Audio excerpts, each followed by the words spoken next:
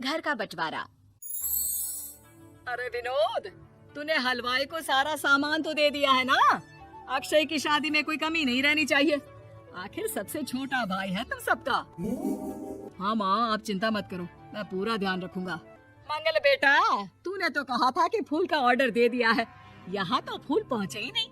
अब क्या बहू की विदाई के बाद फूल आएंगे? माँ, मैंने अभी बात की है फूल वाले से, वो रास्ते में ही है। आप किशोर भैया से क्यों नहीं कहती कुछ करने को? किशोर पहले ही मेरे बताए काम कर रहा है।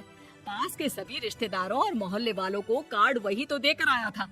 रिसेप्शन के लिए हॉल भी उसी ने बुक किया था। टेंट कुर्सी वालों को भी तो वही देख रहा है। पर कई मोहल्ले वाले तो हमारे भरे पूरे परिवार से जलते भी हैं। उन्हें बुलाने की क्या जरूरत थी? बेटा, शादी ब्याह में तो बुलाना ही पड़ता है, नहीं तो लोग क्या कहेंगे। दादी दादी देखो ना, हलवाई अंकल हमें लड्डू नहीं दे रहे, आप इनको डांटो ना। अरे चैन सुख दे देना बच्चों को लड्डू, क्यों तंग कर रहा है इन्हें? बीबी जी, मैं कहाँ मना कर रहा हूँ, लेकिन लड्डू बनते ही ये बच्चे उठा उठा कर खा लेते हैं। अरे मैं तो इन्हें थाल में रख के परोस भी नहीं पा रहा। भागो, अब कोल्ड ड्रिंक पीने चलते हैं। भागो भागो, अब कोल्ड ड्रिंक पीने चलते हैं। जैसे कि आप देख रहे हैं, आज इस घर के सबसे छोटे बेटे अक्षय की शादी है। घर में बहुत चहल पहल है। कुलभूषण की बीवी कमला को फुर्सत ही नहीं है कामों से, लेकिन कुलभूषण और घर के बाकी लोग कहाँ हैं? आइए देखते हैं। अजी, आप यहाँ आराम से बैठकर गाने सुन रहे हो और घर में अभी तक इतने काम बचे हैं करने को। अरे भाई, मेरे सबसे छोटे बेटे की शादी है, इसके बाद तो मैं अब चिंता मुक्त हो ही जाऊंगा। और फिर घर में तुम हो, बेटे बहुएं हैं, तुम लोगों के होते हुए मैं क्यों काम करूं? मैं तो शान से बेटे की शादी में जाऊंगा तैयार होकर। अरे ठीक है, अब आप आराम ही कीजिए। एक बार अभिषेक की बीवी आ जाए, फिर मैं भी आराम करूंगी और मेरी चारों बहुएं पूरे घर की जिम्मेदारियां संभाल लेगी। इतना कहकर कमला वापस अपने काम में लग जाती है। बेटा भी, तू अब तक तैयार नहीं हुआ? किससे बात कर रहा है फोन पर? तैयार कैसे हूँ? सैलून जाने से तो आपने मना किया है, क्योंकि मुझे हल्दी लग चुकी है। भाभीयों को देखो, सुबह से पार्लर में है। अक्षय की शादी हो जाती है और नंदिता बहू बनकर घर आ जाती है, लेकिन इस घर की खुशियों को मानो किसी की नजर लग गई थी। नंदिता के आने के बाद आए दिन घर की शांति भंग होती रहती। अपने माँ बाप की इकलौती बेटी को इतने बड़े परिवार की जिम्मेदारियाँ कहाँ संभालनी थी? अभी देखो ना, मेरे हाथों की मेहंदी भी अभी नहीं उतरी है और तुम्हारी मम्मी ने मुझे घर के कामों में लगा दिया। मैंने सोचा था कि घर की सबसे छोटी बहू होने के कारण मुझे सब पलकों पर बिठा के रखेंगे, पर यहाँ तो पलक झपकने की भी फुर्सत नहीं मिलती। देखो नंदू, शादी के पहले ही मेरे घर वालों ने तुम्हें और तुम्हारे पेरेंट्स को बता दिया था कि मैं जॉइंट फैमिली में रहता हूँ, तो फिर अब ये शिकायत क्यों? और फिर तुमसे पहले मेरी भाभी भी तो आई थी शादी करके, उन्होंने तो कभी कुछ नहीं कहा। नंदिता तब तो चुप हो जाती है, लेकिन ऐसा बहुत दिनों तक नहीं चलता। अरे नंदिता, माँ बाबूजी की दवाई का टाइम हो गया है, उन्हें दवाई दे आओ और उसके बाद सबके लिए नाश्ता बना देना। पर भाभी, मैं तो अभी अपना फेवरेट सीरियल देख रही हूँ, प्लीज मेरी जगह आप कर लो ना ये काम।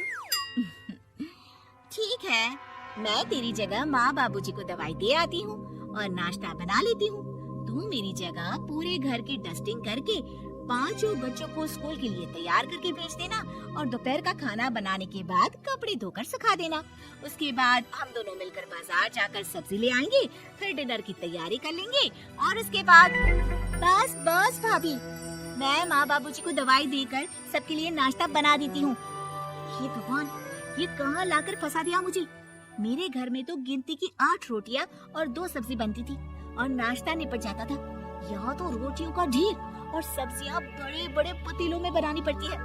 नाश्ता बनते बनते लंच का टाइम हो जाता है और लंच बनते बनते डिनर का। अभी मुझ में तुम्हारे पूरे परिवार का नखरा उठाने की और ताकत नहीं बची। मैं ऐसे नहीं रह सकती। अरे तो क्या चाहती हो तुम? मुझे अलग रहना है बस। तो ठीक है, हम कल ही शिफ्ट हो जाएंगे किराए के घर में। इतना बड़ा घर होते हुए हम किराए पे क्यों रहेंगे? ना जी ना, घर में ही दीवार खड़ी करो अपने हिस्से के आगे। घर के साथ साथ घर की खुशियों में भी दीवार खींच जाती है। ऐसे ही कई महीने बीत जाते हैं और नंदिता माँ बन जाती है। बच्चे के आने से अभिषेक के कंधों पर खर्चों का बोझ आ पड़ता है। अभिषेक का बोझ कम करने के लिए नंदिता भी पार्ट टाइम जॉब कर लेती है, लेकिन इससे उसके सर पर नौकरी, घर और बच्चे की जिम्मेदारी बढ़ जाती है। नंदिता, ये क्या है? तुमने घर भी ठीक से साफ नहीं किया, ना ही मेरे कपड़े धुले हैं। चिंटू के बाल भी कटवाने जाना था, देखो उसके बाल कितने बढ़ गए हैं। अरे करती क्या हो पूरा दिन तुम? मैं करती क्या हूँ?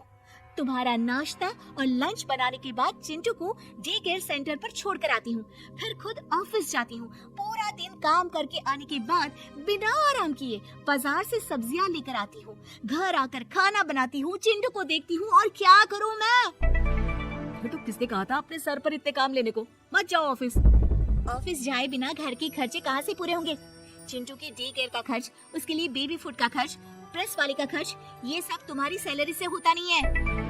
अगर परिवार से अलग नहीं होती तो इतनी मुसीबतें नहीं उठानी पड़ती तुम्हें परिवार के साथ मिलकर काम करने में दिक्कत थी, लेकिन काम तो अब भी बहुत है तुम्हारे सर पर। चिंटू को भी डे केयर भेजने की जरूरत नहीं पड़ती। उसको गोद में खिलाने के लिए दादा दादी और घर के सभी बड़े होते। उसके साथ खेलने के लिए उसके भाई बहन भी होते। मेरे तीनों बड़े भाइयों के बच्चे भी बड़े हुए हैं, लेकिन बिना महंगा बेबी फूड खाए, क्योंकि मेरी माँ और भाभी आप बहुत अच्छे से जानती है कि बच्चे को क्या खिलाना चाहिए। बिजली के बिल जैसे खर्चे भी सब मिलकर बांट लेते थे, लेकिन तुम्हें तो सबसे अलग रहने में ही मजा आता है, तो अब शिकायत क्यों करती हो? बस करो अभिषेक, बस करो। मैं मानती हूँ कि मैं गलत थी। मेरे एक गलत फैसले ने हमें बिल्कुल अकेला कर दिया है सबसे।